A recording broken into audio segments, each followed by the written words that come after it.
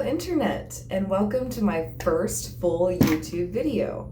So I post shorts on YouTube, TikTok, and Facebook daily, and I'll now be incorporating videos on Mondays and every other Thursdays on YouTube. So I post videos about being a stay-at-home homeschooling mom while my husband is over the road. So he's a flatbed truck driver and he's gone for long stints at a time. Also, we are new to him being a truck driver, so it's been an adjustment. Okay, today's video is an exciting one.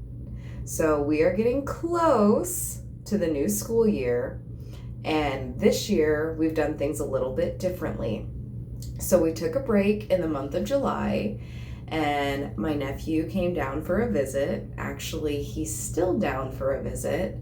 And for the most part, the kids are getting along and they're having a good time.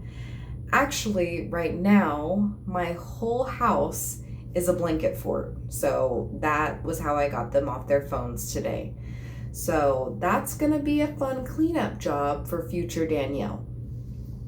Anyways, if you're seeing this video right now, if you would please give me a like and a subscribe. I am so thankful for any interactions with my videos. It lets me know that there are other moms out there that are going through similar situations or a similar journey, and it's also good encouragement to keep posting, because there's some days that I'm like, what's the point? Anyways, okay.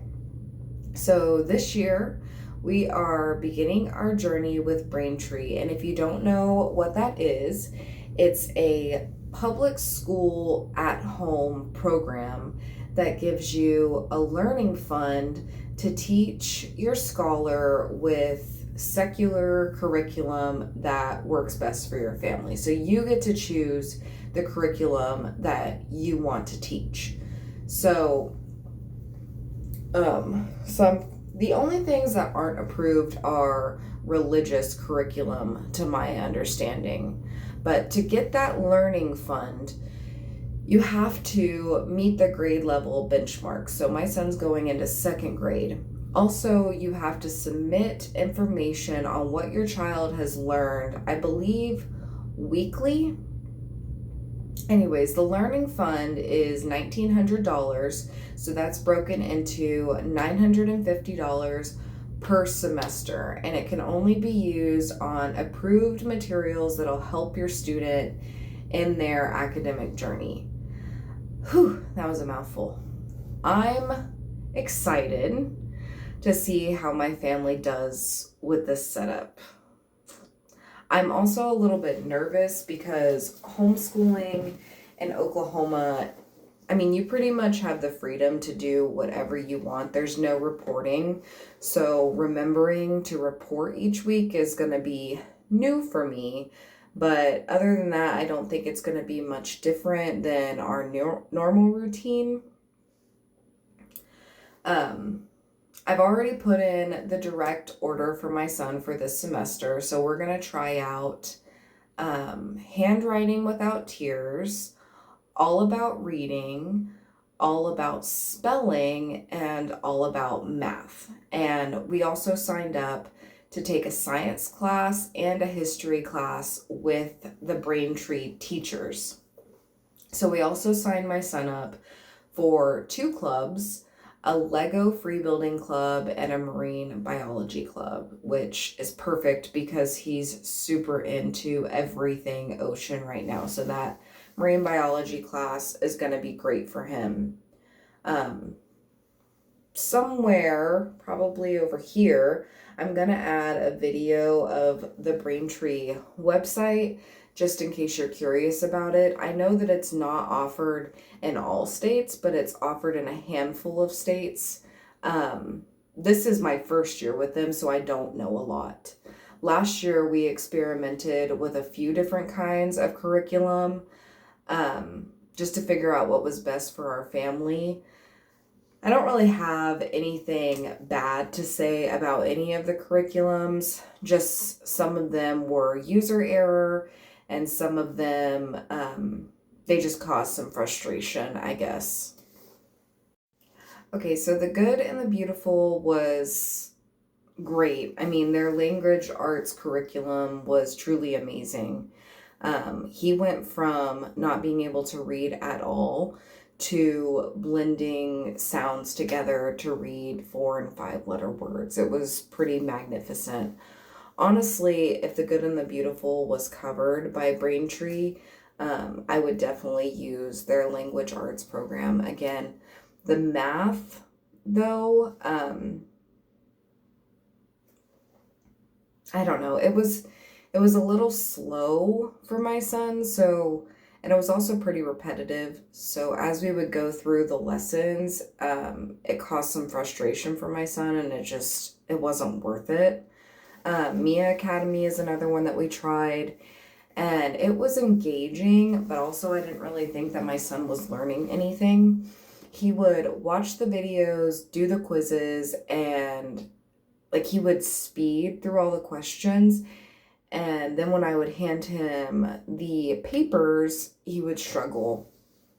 Also, I think it was a little bit of a user error because Mia Academy, I'm sorry, my throat is very dry.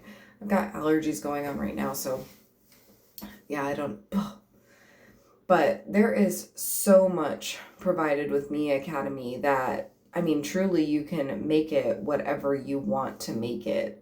I just didn't really know how to do that because it was very new to me. Like that was, maybe I started with Mia Academy and then went to The Good and the Beautiful. I actually don't remember, but I would have him watch the video. Well, I would print off what Mia Academy would give you for the week, and I would go through that. So first we would do the video, and then we would do the work, then we'd read books, and then we would go back and do, anyways, I think I burn them out.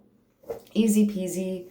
There's not really much to say about that. I mean, the math was mostly computer games. Other than that, it was fine. I mean, it's technically an all-in-one curriculum and it's free, so that's a plus.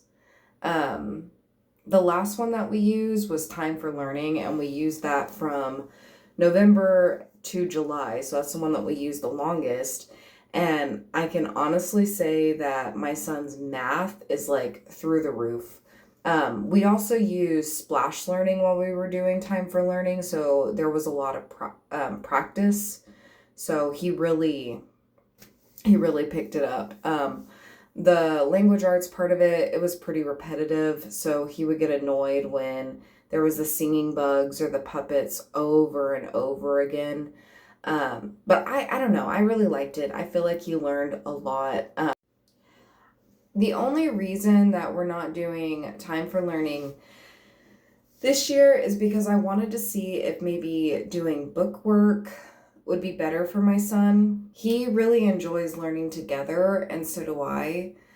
And also, my son's downtime after school is playing Minecraft, so being on the computer for the whole school day and then for 2 hours after school, that's just a lot of screen time on a kid. So I think his brain will thank him for taking a break. But who knows?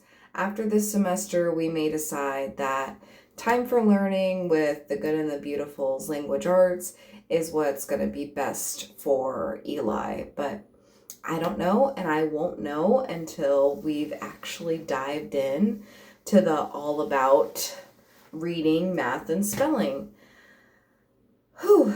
Anyways, guys, in the comments, add what you guys use for homeschooling curriculum. I would love to read and learn about all the different things that are out there. I mean, just scrolling through Google, there is so much available for homeschooling curriculum. Honestly, it was a little bit overwhelming, but maybe there's something out there that y'all use for children with ADHD and autism that would be helpful for me and my family and something I can share on here.